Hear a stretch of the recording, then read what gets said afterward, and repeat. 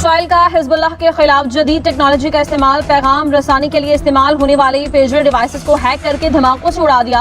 8 अफराद शहीद, 25 अफराद जख्मी होने की इत्तलात। पटाखे बजे हैं कल लेबनान के अंदर, जहां पर करीब 4000 से ज्यादा हिजबुल्लाह के लोग इंजर हुए हैं। 400 उसमें से क्रिटिकल कंडीशन के अंदर हैं। 18 हाई रैंकिंग कमांडर्स हैं। 11 हिजबुल्लाह के टेररिस्ट मर चुके हैं।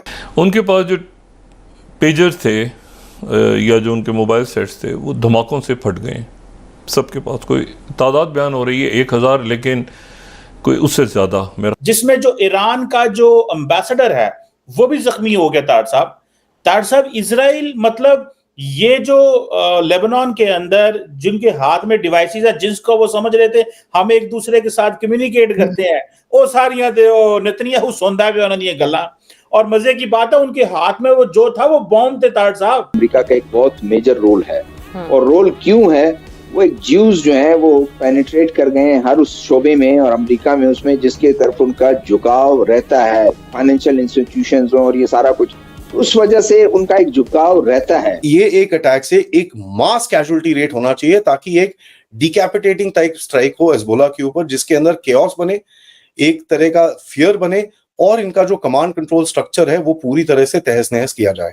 इजराइल जो है उनके पास एक तो पैसा बहुत ज्यादा है, जितने स्टार्टअप्स हैं वहां पे डिफेंस की, पहले भी, अब दुनिया के अंदर, अमेरिका के अंदर इस वक्त जो वेज इस्तेमाल करते हैं सारा के सारा इजराइल बेस्ड है सारा। नमस्कार दोस्तों, चैनल पर आपका हार्दिक अभिनंदन है। दोस्तों, एक बड़ी न्यूज़ निकल के जो सामने आ रही है वो ये है कि इजराइल ने एक साथ 4 से 5 हज़ार हिजबुल्लाह के आतंकियों को मौत के घाट उतार दिया, बिना सिंगल गोली चलाए, बिना कोई एयर हवाई हमला किए, कुछ भी नहीं किया। और 4 से 5 हज़ार हिजबुल्लाह के मुजाहिदीनों को उन्होंने मौत के घाट उतार दिया। दोस्तों, उन्होंने क्या किया कि ये लोग जो ज़्यादातर पेजर यूज करते थे दोस्तों, तो पेजर का यूज करके उन्होंने उन पेजर्स को उन्होंने हैक करके दोस्तों उस पेजर्स में हाई फ्रिक्वेंसी पर ले आकर उनको ब्लास्ट करा दिया। और जिन के जेब में वो पेजर पड़ा हुआ था वो सब मारे गए दोस्तों। तो आप ये देख सकते हैं कि इजराइल अपने दुश्मनों को मारने के लिए किस लेवल तक जाता है और किस हद तक सोचता है। इसीलिए है दोस्तों कि खौफ खाती है पूरी दुनिया इजराइल से। तो आइए, पाकिस्तानी मीडिया इस पर रिएक्शन दे रहा है, तो आइए देखते हैं कि पाकिस्तानी मीडिया का इस न्यूज़ पर क्या रिएक्शन है। मिडिल ईस्ट की तारीख की सबसे बड़ी सिक्योरिटी ब्रीच हो गई है। अगर आपने देखा है कि जो पेजर डिवाइसेस थी, पेजर डिवाइसेस जो है, पेजर कहा जाता है एक लो टेक पर्सनल वायरलेस कम्युनिकेशन होती है जो हिजबुल्लाह, जो लेबनान के अंदर हिजबुल्लाह इस्तेमाल करती है। वो तारड़ साहब वो जो डिवाइसेस थी जिसके पास थी, इजराइल ने वो डिवाइसेस भेजी हुई थी या मैन्युफैक्चर की हुई थी, जिसकी वजह से तारड़ साहब तकरीबन उन डिवाइसेस के फटने की वजह से तकरीबन 3000 जो हिजबुल्लाह के लोग हैं वो जख्मी हो गए हैं और एट ए टाइम वो पूरे हिजबुल्लाह उधर लेबनान में फट गई हैं, जिसमें जो ईरान का जो एम्बेसडर है वो भी जख्मी हो गया। तार साहब इजराइल मतलब ये जो लेबनान के अंदर जिनके हाथ में डिवाइसेस है, जिसको वो समझ रहे थे हम एक दूसरे के साथ कम्युनिकेट करते हैं, वो सारियां नेतन्याहू सोंदा गया उन्होंने गल्ला। और मजे की बात है उनके हाथ में वो जो था वो बॉम्ब थे। तार साहब उनके हाथ में बॉम्ब थे, उन्होंने पता ही नहीं गरीबानो, और किसी ने इथे लाई सी, किसी ने हाथे पड़ी सी, किसी का मुंह जल गया, तार साहब फट गया, किसी का मसाना फट गया, कुछ लोग मर गए, 2-3 हज़ार बंदा जख्मी हो गया। तार साहब ये ईरान का तो कोई सिचुएशन नहीं है और मुझे तो कोई समझ नहीं आई कि ये ईरान क्या कर रहा है। हिजबुल्लाह को तो छोड़े, वो तो ऑलरेडी एक चलो ग्रुप है जो लड़ रहा है उनके साथ। इसको आप कैसे देखते हैं? क्या ईरान कुछ करेगा इसके ऊपर? वो पहले जो वो जनरल वो मारा गया था उसके लिए तो उन्होंने कुछ भी नहीं किया था। मुझे लगता है ईरानी डरते हैं। तार साहब आपका क्या ख्याल है इस मामले में? Iran does not have a capacity and ability to do. अगर रिटेलिएट करना होता तो चीमा साहब अब तक कर लेते, बल्कि उन्होंने, आपको मैंने कल भी शायद जिक्र किया था कि अगले दिन यमन से, परसों की बात है, यमन से एक मिसाइल जो था, सुपरसोनिक मिसाइल जो है, इजराइल के ऊपर गिरा है, किसी आबादी से बाहर गिरा है वो, जिसकी वजह से, जिसको इजराइल के जो 2 सिस्टम है इस वक्त, उनके पास एक तो 2 सिस्टम है जो रोकते हैं मिसाइल को, वो नहीं रोक सके उस मिसाइल को। लेकिन उसमें चीमा साहब ये सिर्फ और सिर्फ ईरान क्या करेगा, प्रॉक्सी वार उनके साथ करेगा, हूथियों के जरिए, हिजबुल्लाह के जरिए, और लेबनान के जरिए। इससे आगे नहीं जा पाएगा। तो इजराइल जो है उनके पास एक तो पैसा बहुत ज्यादा है, जितने स्टार्टअप्स हैं वहां पे डिफेंस की पहले भी, अब दुनिया के अंदर अमेरिका के अंदर इस वक्त जो वेज इस्तेमाल करते हैं सारा के सारा इजराइल बेस्ड है सारा कुछ। तो चीमा साहब उनके साथ को टक्कर लगाना कोई इतना आसान थोड़ी है।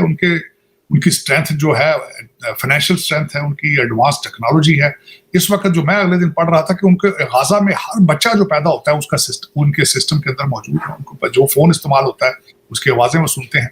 उन्होंने एक सिस्टम क्रिएट किया आर्टिफिशियल इंटेलिजेंस के जरिए, जिसने 35,000 गाजा के अंदर जो है वो उनको टारगेट बना के दिए कि ये टारगेट है, they are leaning towards Hamas. तो वो उसके ऊपर मुसलसल काम कर रहे हैं। पाकिस्तान वो कहते हैं गाजा के जो अंदर जो बच्चा जो भी पैदा होता है उसका उनके पास रैकेट मौजूद होता है। They are very advance. बल्कि इसमें इस जंग के अंदर वो कई सिस्टम्स को ट्राई कर रहे हैं, एक्सपेरिमेंट कर रहे हैं। बाद में वो सिस्टम बाद में दुनिया को बेचेंगे, वो पैसा बनाएंगे इससे। यही इजराइल की अपनी इकॉनमी, यही उनकी स्ट्रेंथ है। ये एक अटैक से एक मास कैजुअलिटी रेट होना चाहिए ताकि एक डिकैपिटेटिंग टाइप स्ट्राइक हो हिजबुल्लाह के ऊपर, जिसके अंदर केओस बने, एक तरह का फियर बने और इनका जो कमांड कंट्रोल स्ट्रक्चर है वो पूरी तरह से तहस नहस किया जाए।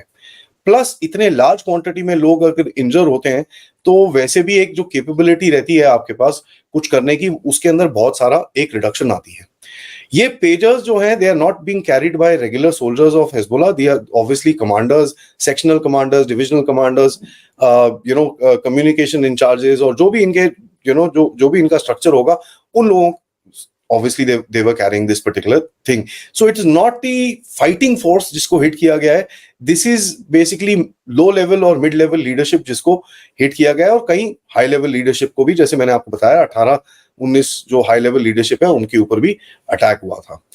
देखिए अभी आप देखेंगे कि this could be a pre-emptive attack, कि भाई उनको इजरायलीज को कुछ इंफॉर्मेशन होगी कि हिजबुल्लाह कुछ करने वाला है, and before that attack actually happens they've gone ahead and decapitated the entire structure। तो ये भी चीज हो सकती है, ठीक है। बट हिजबुल्लाह का जो भी कह लीजिए, it would be a one paranoid bunch right now, क्योंकि ऐसा चीज होती है कि आपका पूरा कमांड स्ट्रक्चर टूट जाए एंड आपका कम्युनिकेशन पैटर्न जिसके ऊपर आप रिलाई कर रहे हो कि भाई ये चीज आपको ट्रैक नहीं कर सकती, इसमें इजरायली इंटेलिजेंस इन्फिल्ट्रेट नहीं कर सकती, that thing entire thing is gone over. तो आपको एक नया कम्युनिकेशन स्ट्रक्चर बनाना पड़ेगा।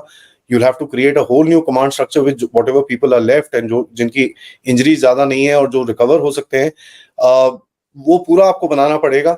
But let me just say this कि ठीक है, Israel has carried out a very strong attack, but this is far from over, क्योंकि इसका जवाब हिजबुल्लाह जरूर देगा। दोस्तों, पाकिस्तानियों को सुनकर हंसी आती है।